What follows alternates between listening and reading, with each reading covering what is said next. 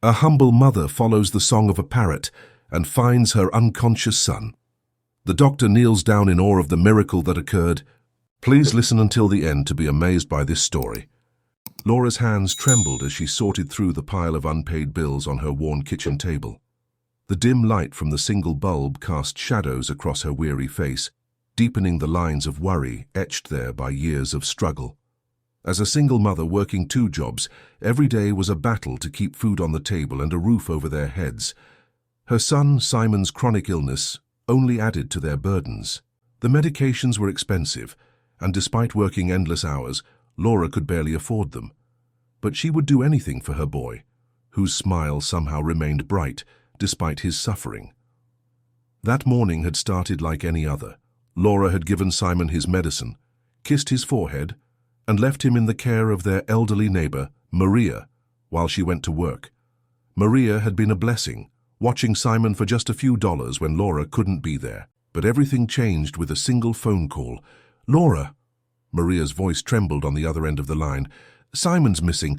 I just went to check on him, and he wasn't in his bed." The world seemed to stop spinning. Laura's heart pounded against her ribs as she struggled to breathe. "What do you mean he's missing? He can barely walk on his own." "I don't know," Maria sobbed. "I only stepped out for a moment to water the plants. When I came back, he was gone. I've looked everywhere." Laura dropped everything and ran, her feet pounded against the pavement as she raced home, her mind spinning with terrible possibilities. Simon was too weak to be out alone. With his condition, even a slight fall could be dangerous. The streets of their modest neighborhood were quiet, most people already at work or school. Laura called Simon's name, her voice growing hoarse as she searched every alley and corner.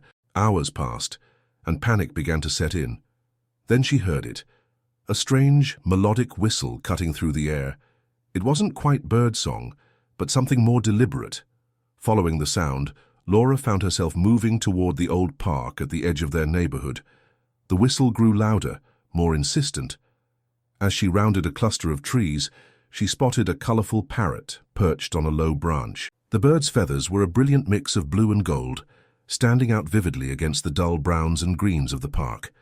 It was clearly someone's pet, but what caught Laura's attention was how it kept looking down at something below, whistling that same haunting tune. Her heart nearly stopped when she saw what lay beneath the tree. Simon was there, unconscious, his small body crumpled on the ground. His face was pale, lips tinged with blue, and he wasn't moving. "Simon!" Laura screamed, dropping to her knees beside him. Her hands shook as she checked for a pulse, tears blurring her vision. It was there, but weak and irregular. His skin felt cold to the touch. The parrot above them continued its urgent whistling, as if trying to draw more attention to their location. Laura pulled out her phone and dialed emergency services, her voice breaking as she gave them their location. "Please," she begged, cradling Simon's head in her lap. "Please hold on, baby. Help is coming." The wait for the ambulance felt like an eternity. Laura held Simon close, whispering prayers and promises, while the mysterious parrot remained on its branch, now quiet but watchful. When the paramedics finally arrived, they worked quickly to stabilize Simon before rushing him to the hospital. In the emergency room, Laura paced anxiously while doctors examined her son. Dr. Peter, a kind-faced man with gentle eyes, emerged from Simon's room with an expression she couldn't quite read.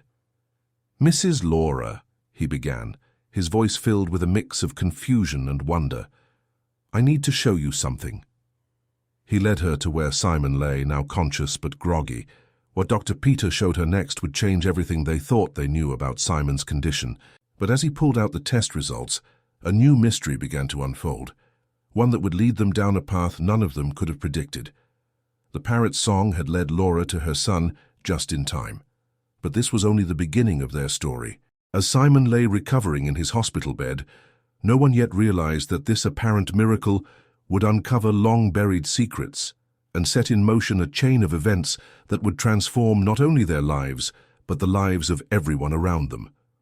Laura sat by Simon's bedside, holding his small hand in hers, while outside the window, a familiar whistle echoed through the evening air. Somewhere out there, a blue and gold parrot held the first piece of a puzzle that was about to unfold. Dr. Peter stood in his office, staring at Simon's test results with a mix of disbelief and wonder. The medical chart spread across his desk told a story that defied everything he'd learned in his years of practice. He picked up his phone to call a colleague, then set it down again, knowing how impossible it would sound. Meanwhile, Laura sat beside Simon's hospital bed, her fingers gently stroking his hair as he slept peacefully. The steady beeping of monitors provided a reassuring rhythm, so different from the erratic patterns of just hours before. The morning sun filtered through the blinds, casting warm stripes across the sterile white sheets. A light knock on the door drew her attention. William, one of the hospital's senior nurses, entered with a gentle smile. "How's our miracle boy doing?" he asked, checking Simon's vital signs. "Better," Laura replied, her voice thick with emotion. "But I still don't understand what happened. He's never wandered off before, especially not in his condition." William nodded sympathetically as he adjusted Simon's IV. "Sometimes the greatest mysteries bring the greatest blessings," he said softly. "Dr. Peter wants to speak with you when you're ready. He's made some interesting discoveries." Laura's heart skipped a beat. "Is something wrong?" No, William assured her quickly. "Just unexpected. He's in his office whenever you're ready." Laura looked down at Simon, hesitant to leave his side. As if sensing her concern, William added, "I'll stay with him. He's in good hands." With a grateful nod, Laura stood and made her way to Dr. Peter's office. The hospital corridors seemed longer than usual, each step echoing with the weight of uncertainty. When she reached his door, she found him still studying the test results, his brow furrowed in concentration. "Laura, please, sit down," he said, gesturing to a chair. "What I'm about to show you is, well, it's remarkable." He spread several papers across his desk. "But these are Simon's test results from last month." He pointed to various numbers and charts that meant little to Laura. "And these," he continued, pulling out another set, "are from today." "I don't understand," Laura admitted, looking at the complex medical data.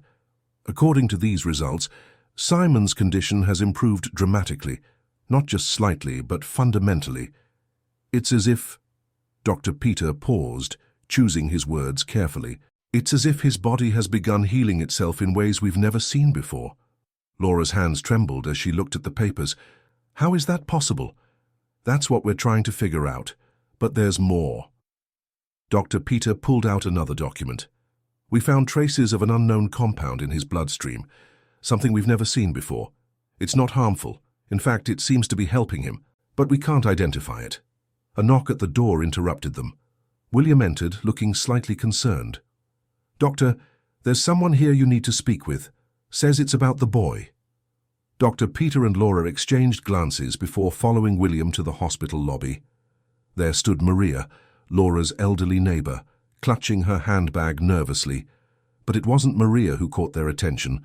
It was the man standing beside her. He was tall and distinguished-looking, wearing a well-worn tweed jacket that spoke of academic life. In his hands, he held a familiar sight, a cage containing a brilliant blue and gold parrot. "I believe," the man said quietly, "that I might be able to help explain what happened to your son."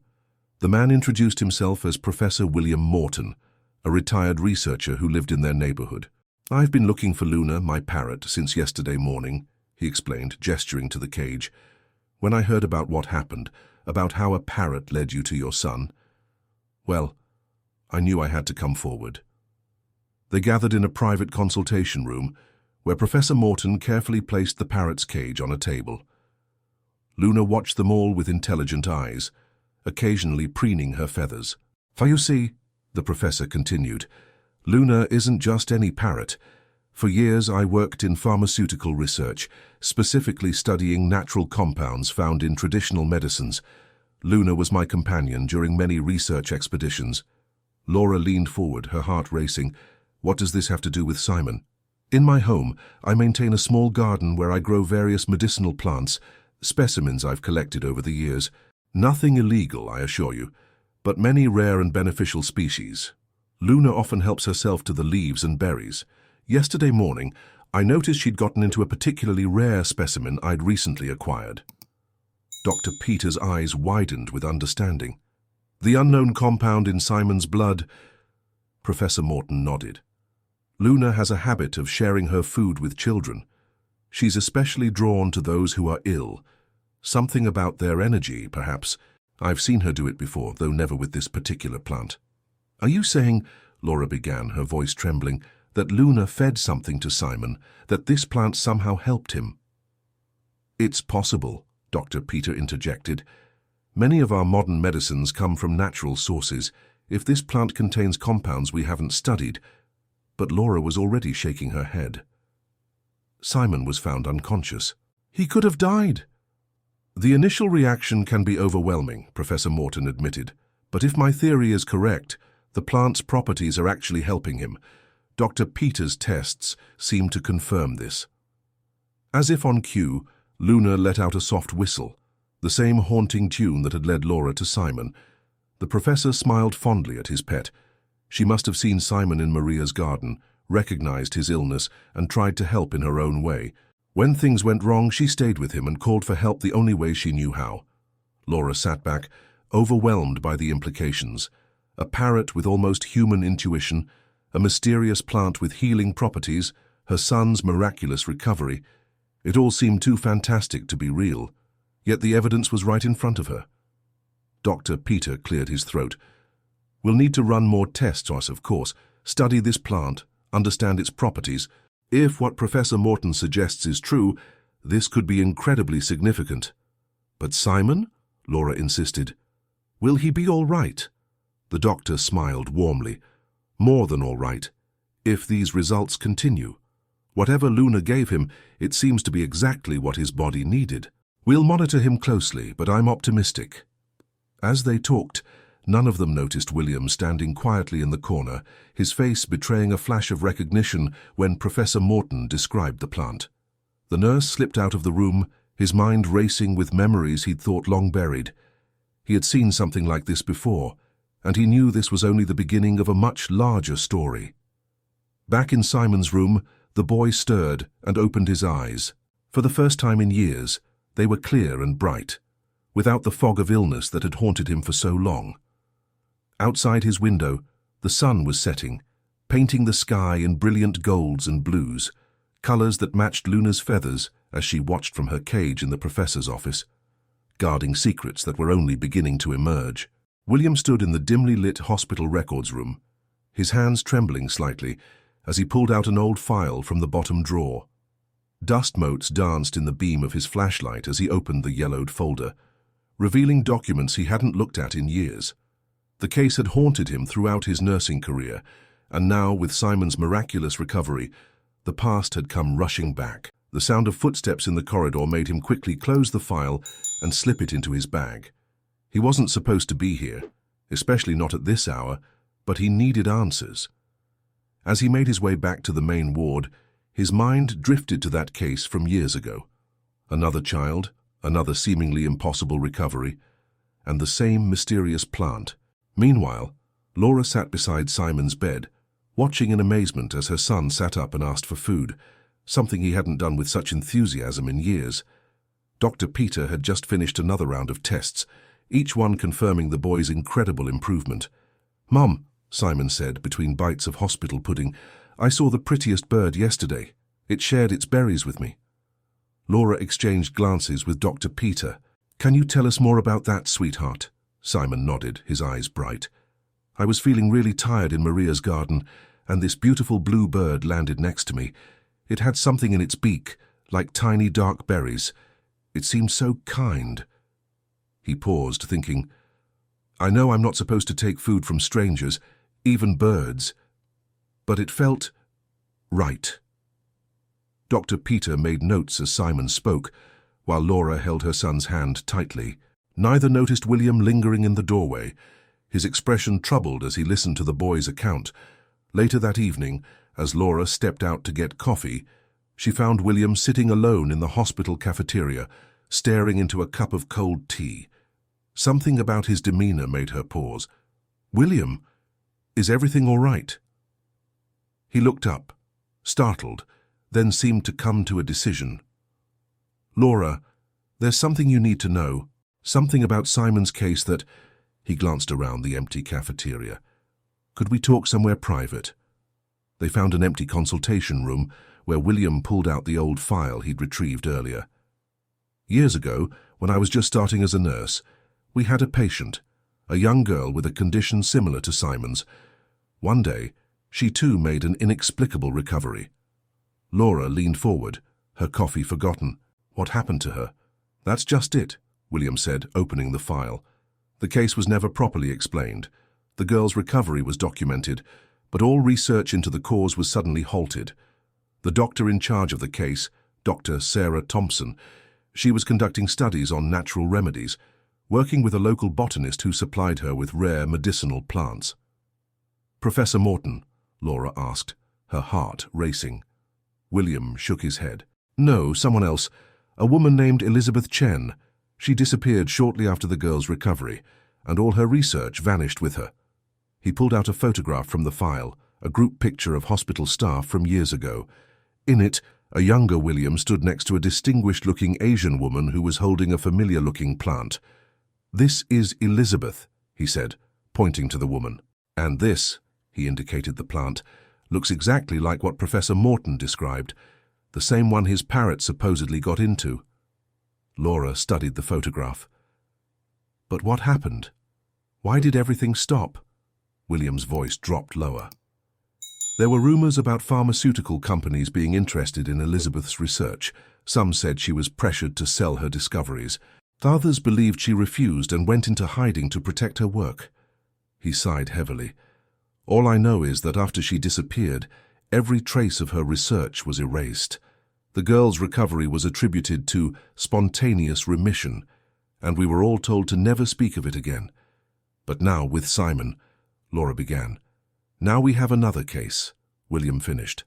"And somehow, Professor Morton has the same plant Elizabeth was working with. It can't be a coincidence." A soft knock interrupted them.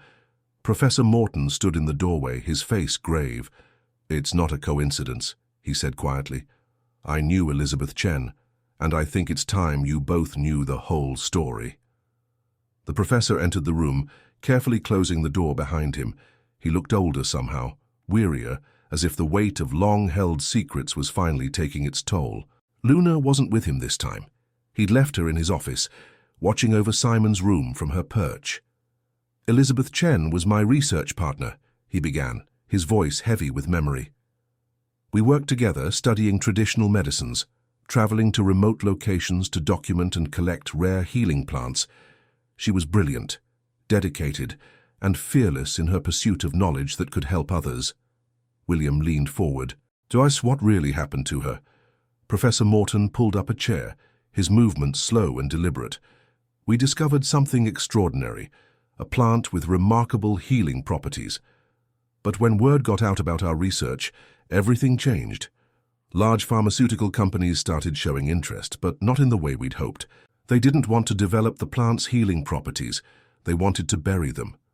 "But why?" Laura asked, though in her heart she already knew the answer. "Money," the professor said simply. "A natural remedy that could cure certain conditions would have threatened their profitable synthetic medications. They tried to buy us out, then tried to discredit our research. When that didn't work," he trailed off, lost in painful memories. "Elizabeth disappeared," William finished. Professor Morton nodded. "She knew they wouldn't stop, so she split up our research and our specimens. She took half and went into hiding, leaving me with the rest and instructions to continue our work quietly, under the radar." Laura's mind was racing. "The plant that helped Simon—" "Yes, it's from the original specimen Elizabeth and I discovered. I've spent years cultivating it in secret, studying its properties, trying to continue our work without drawing attention. Luna," he smiled sadly. "Luna was actually Elizabeth's bird first. She left her with me, knowing the parrot had learned to recognize illness in people and had an instinct for who needed help." William pulled out the old hospital file. "The girl who recovered years ago, that was because of your plant too, wasn't it? Elizabeth's last act before disappearing was to help that child. She knew the risks. but she couldn't stand by and watch a young life slip away when she had the means to help. The professor's eyes filled with tears. That's why I came forward now with Simon. I couldn't let history repeat itself. I couldn't let fear keep me from helping another child. A heavy silence fell over the room as they absorbed the implications of his story. Finally, Laura spoke, her voice trembling.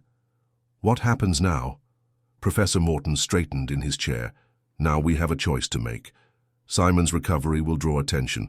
People will ask questions. We can either hide the truth, like before, or...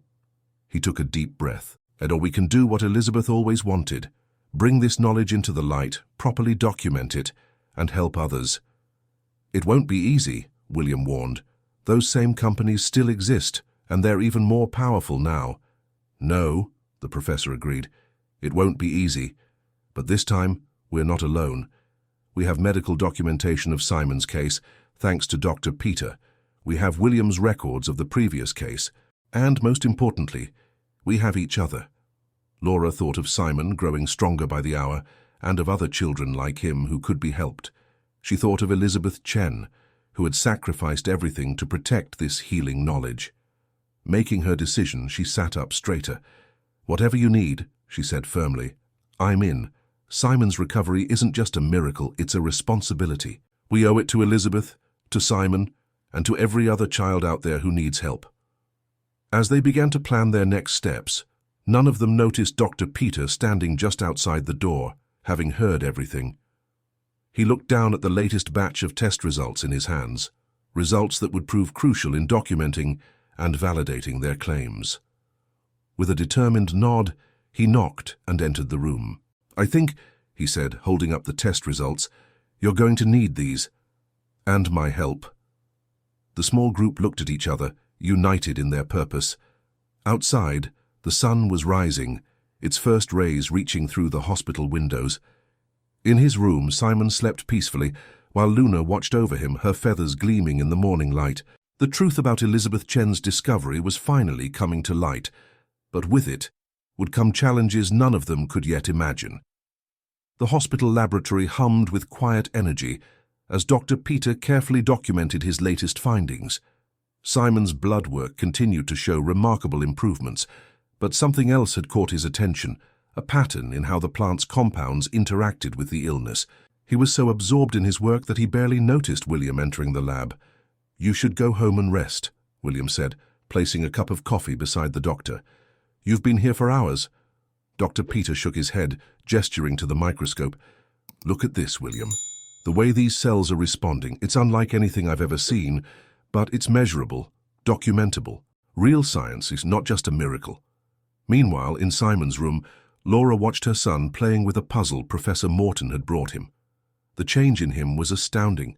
His eyes bright, his movements energetic, his appetite restored. Yet her joy was tempered by an underlying anxiety about what lay ahead. Professor Morton entered quietly, Luna perched on his shoulder. The parrot immediately flew to Simon's bed, making the boy laugh with delight. The professor's face, however, was serious. We need to talk, he said softly to Laura. I've received a letter. They stepped into the hallway, where he pulled out an envelope. Inside was a formal letter from a pharmaceutical company expressing interest in his recent botanical research. The tone was polite, but the underlying message was clear. They knew something was happening. How did they find out so quickly? Laura asked, her voice tight with worry. Hospital records aren't as private as we'd like to think, William said, joining them. Simon's case is remarkable enough to draw attention. People talk. What do we do? Professor Morton squared his shoulders. We move forward with our plan. Dr. Peter's documentation is crucial. It proves this isn't just anecdotal evidence. We need to publish his findings in a reputable medical journal.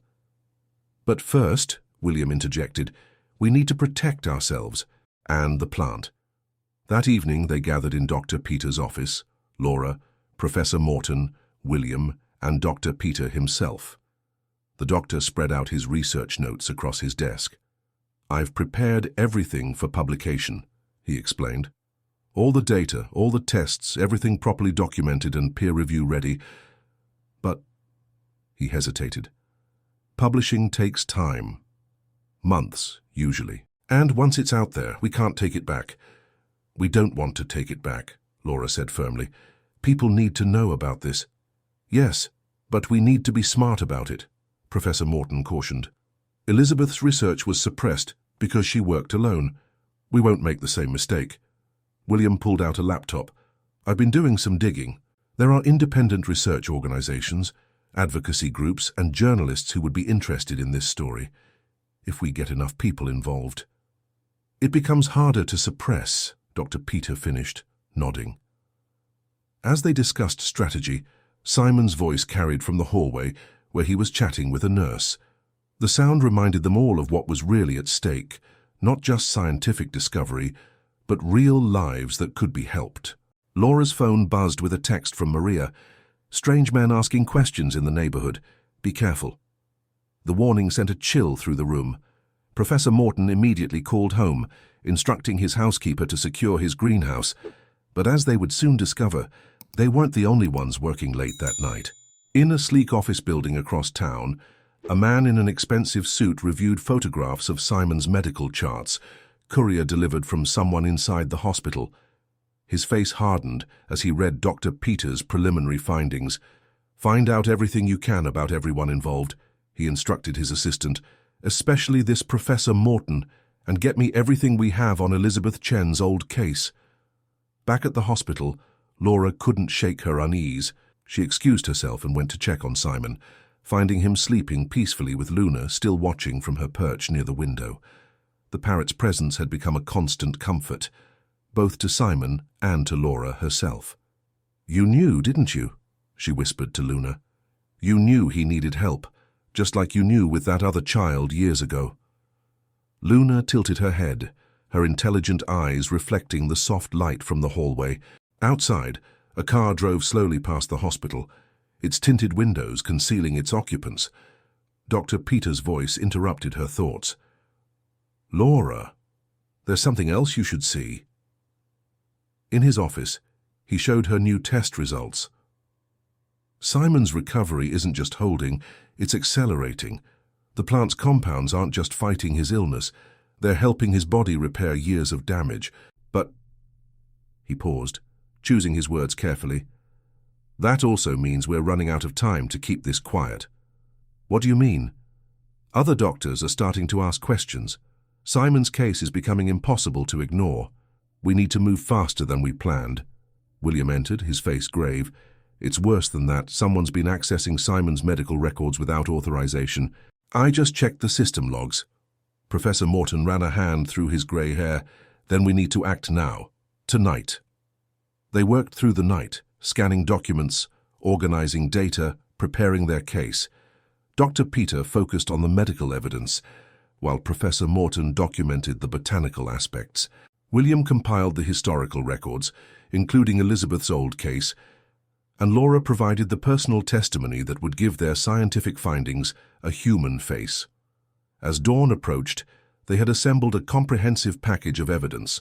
Professor Morton made multiple copies, storing them in secure locations.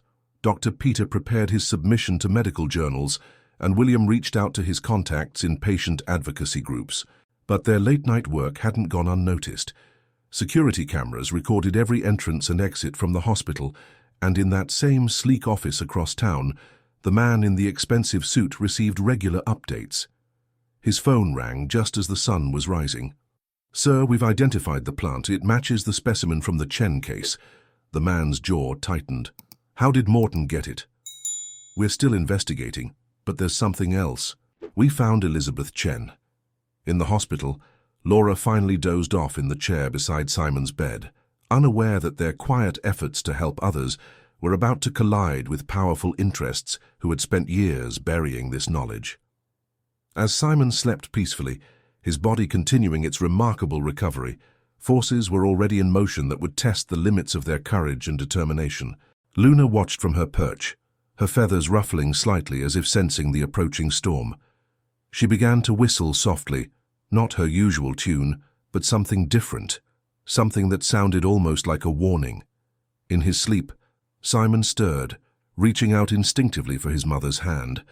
The morning would bring new challenges, but for now, in the quiet hours before dawn, they had taken their first real steps toward fulfilling Elizabeth Chen's legacy. The truth about the healing plant was finally emerging from the shadows, but the cost of bringing it into the light was yet to be determined. Dr. Peter, making one final check of his data before heading home, paused to look out his office window at the rising sun. On his desk lay the complete documentation of Simon's recovery, proof that would be hard to dispute or suppress. But as he gathered his papers, he couldn't shake the feeling that their real battle was just beginning. Morning sunlight streamed through the hospital windows as Laura helped Simon pack his few belongings. His discharge was scheduled for today, a moment that should have been purely joyful but was now tinged with anxiety. Dr. Peter had suggested they stay with Professor Morton temporarily, concerned about the suspicious activities around their home. "Mom, look!" Simon called out, pointing to the window. Luna had arrived perched on the outer sill, carrying something in her beak. It looked like a small, worn envelope. Professor Morton hurried to retrieve it, his hands trembling slightly as he examined the weathered paper. His face paled. This is Elizabeth's handwriting." The envelope contained a short note. "If you're reading this, they've found me. Garden shop, Pine Street. Ask for Mary." William, who had just entered with discharge papers, recognized the location. "That old botanical store. It's been closed for years." "Not closed," Professor Morton corrected, a hint of wonder in his voice. "Just waiting." While they discussed the note, Dr. Peter was in his office, facing an unexpected visitor. A well-dressed man sat across from him, his expensive suit at odds with the modest hospital furniture. "Dr. Peter," the man said smoothly, "I represent Meridian Pharmaceuticals. We're very interested in your recent case, the boy's miraculous recovery. We'd like to offer you a research position with our company, full funding, state-of-the-art facilities." "To study Simon's case?" Dr. Peter asked carefully. The man smiled, but it didn't reach his eyes. "To study whatever you'd like. We simply ask for exclusive rights to any discoveries you might make." Dr. Peter thought of the research papers safely hidden in multiple locations, of Simon's recovery, of Elizabeth Chen's years in hiding. "I'll need time to consider your offer." "Of course," the man replied, standing. "But don't take too long. Opportunities like this, they're rare and fragile." Meanwhile, Laura and Professor Morton made their way to Pine Street, leaving Simon safely with William at the hospital. The garden shop was tucked between two larger buildings, its weathered sign barely legible. The windows were dusty, but through them they could see shelves lined with plants and botanical specimens. A small bell chimed as they entered. The shop smelled of earth and dried herbs. Behind the counter stood an elderly Asian woman, her hair streaked with grey, her eyes sharp and alert. When she saw Professor Morton, those eyes filled with tears. "William," she whispered, using his first name, "after all these years—" "Elizabeth," he responded, his voice breaking. Laura watched in amazement as the two old friends embraced. Elizabeth Chen had aged, but there was still strength in her bearing, still fire in her eyes. "I knew when Luna brought my note that it was time," Elizabeth said, leading them to a back room. "They found my location in Malaysia last week. I barely got out in time."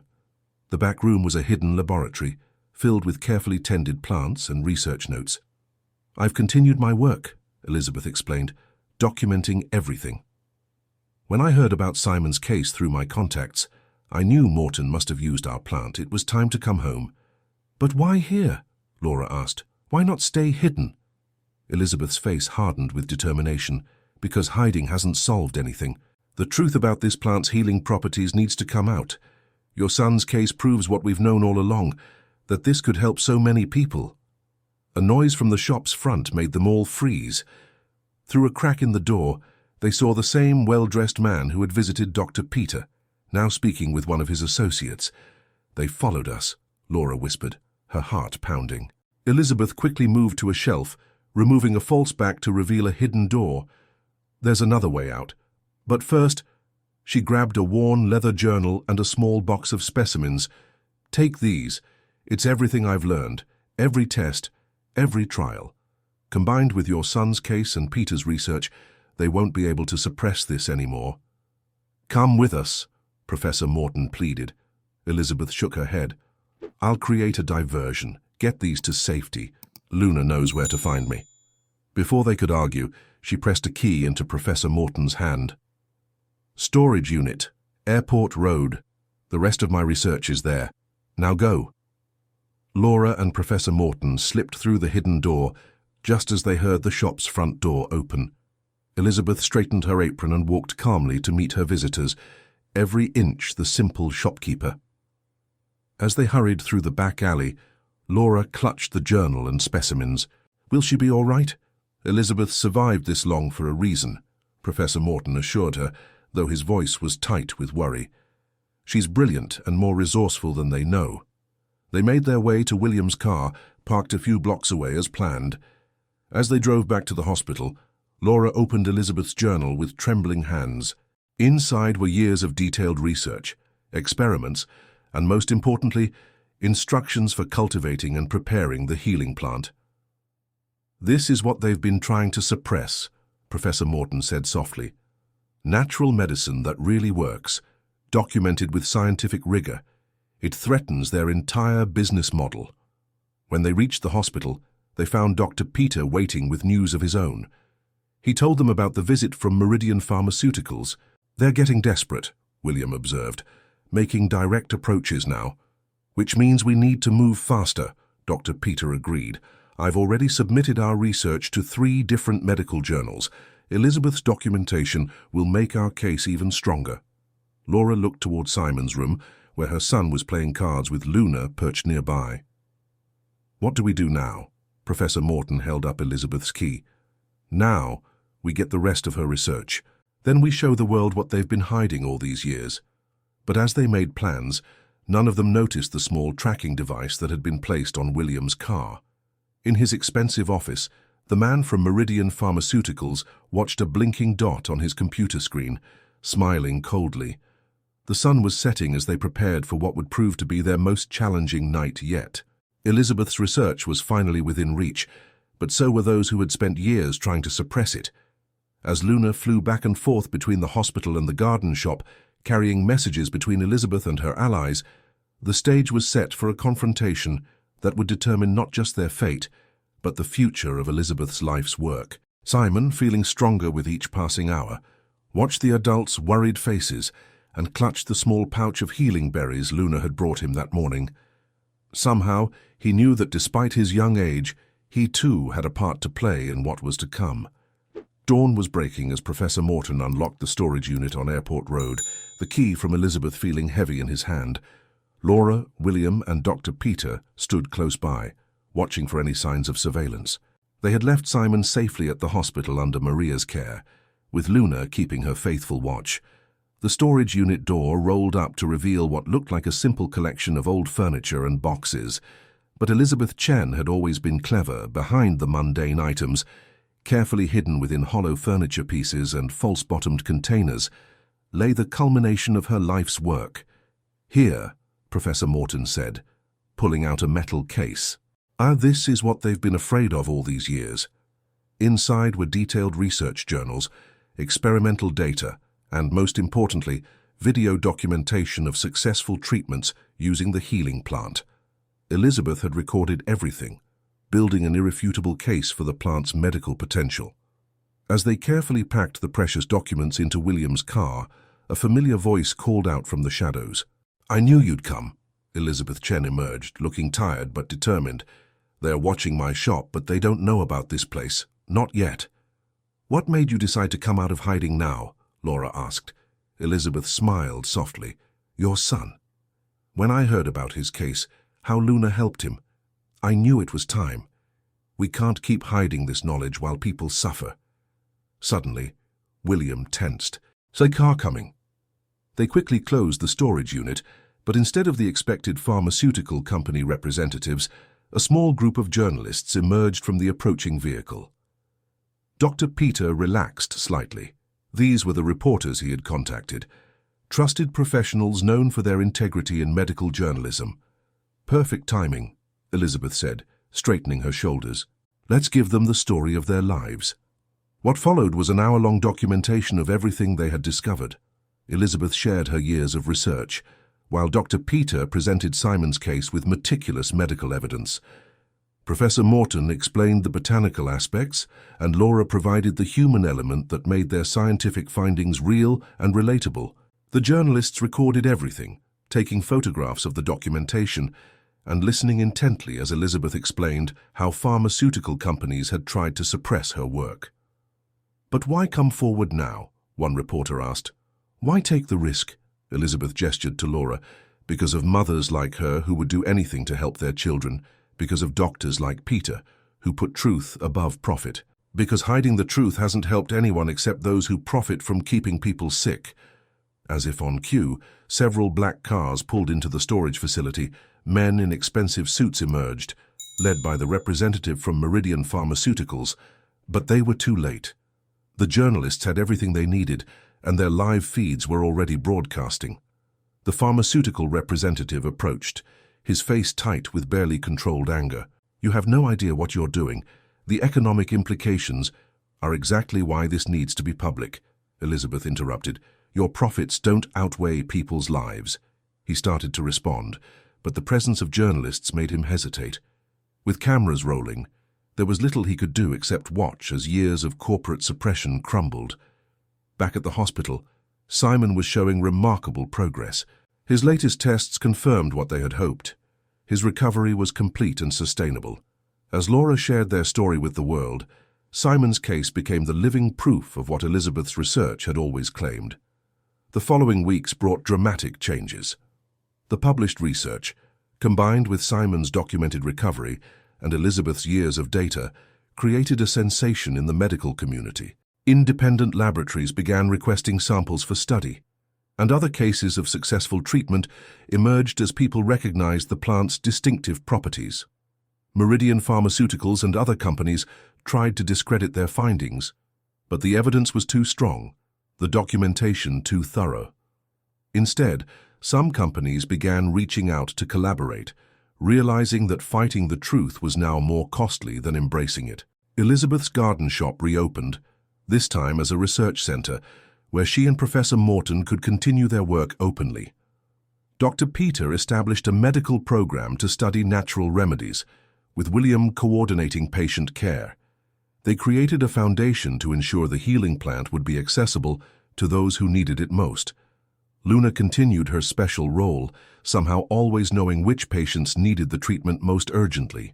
The Parrot became a symbol of hope in the hospital, her presence a reminder of how this all began. One sunny afternoon, Laura sat in the garden behind Elizabeth's shop, watching Simon play with other children, all former patients who had been helped by the plant. Elizabeth joined her, looking more peaceful than she had in years. "You know," Elizabeth said softly, "I spent so long hiding, protecting this knowledge, but you and Simon showed me that the real protection comes from sharing it with the world. Once enough people know the truth, it can't be hidden anymore." Laura smiled, thinking of how far they'd come. "I was just trying to help my son. I never imagined we'd end up changing so many lives." "That's often how the most important changes happen," Professor Morton added, joining them. "One person caring enough to fight for what's right, inspiring others to do the same." They watched as Luna flew overhead, landing near Simon with a fresh berry in her beak. The parrot had never lost her habit of sharing nature's gifts with those who needed them. "What happens now?" Laura asked. Elizabeth smiled, watching the children play. "Now we continue the work. But in the light, no more hiding, no more fear, just healing, learning and growing." The garden bloomed around them, filled with the plants that had caused so much controversy. But now, instead of being hidden away, they grew strong and visible, their healing properties studied and shared with those in need. The truth, like the plants themselves, had finally found fertile ground in which to flourish. As the sun set on another day, Laura held Simon close, grateful for the chain of events that had brought them all together. What had started with a mother's desperate hope and a parrot's mysterious gift had blossomed into something far greater, a legacy of healing that would continue to touch lives for generations to come. Luna perched on a nearby branch, watching over them all, her feathers gleaming in the fading light. She began to whistle her special tune, but this time it wasn't a call for help. It was a song of victory, of truth, finally set free. In his final report, Dr. Peter wrote, "Sometimes the greatest medical breakthroughs come not from corporate laboratories, but from the simple truth of nature combined with human compassion." Simon's case taught us that healing isn't just about medicine, it's about courage, connection, and the unwavering determination of those who refuse to let truth remain hidden. And so their story became not just one of healing, but of hope, proof that even in a world of corporate interests and suppressed truths, the power of compassion, combined with the courage to stand up for what's right, could still change lives for the better. Simon grew stronger every day. Luna continued her special mission of helping those in need, and the garden flourished, its healing gifts now freely shared with all who sought them. It was a reminder that sometimes the most powerful changes begin with the smallest acts of kindness, like a parrot sharing a special berry with a sick child, setting in motion a chain of events that would transform countless lives. Thank you for joining me on this journey into the world of captivating stories. I trust you found today's narrative as engaging as I did. If you enjoyed this exploration into fascinating and compelling narratives, kindly indicate your appreciation by liking this video. Are you watching on mobile? Show your appreciation with a double tap for hype. For more captivating stories and journeys into the heart of compelling storytelling, please subscribe to the channel and activate notifications so you don't miss a single upload. Your thoughts and interpretations are most welcome. Please share your perspectives on today's story in the comments below. And if you believe others would find this content engaging, please consider sharing the video with your network. Until our next journey into the world of captivating tales, I bid you farewell.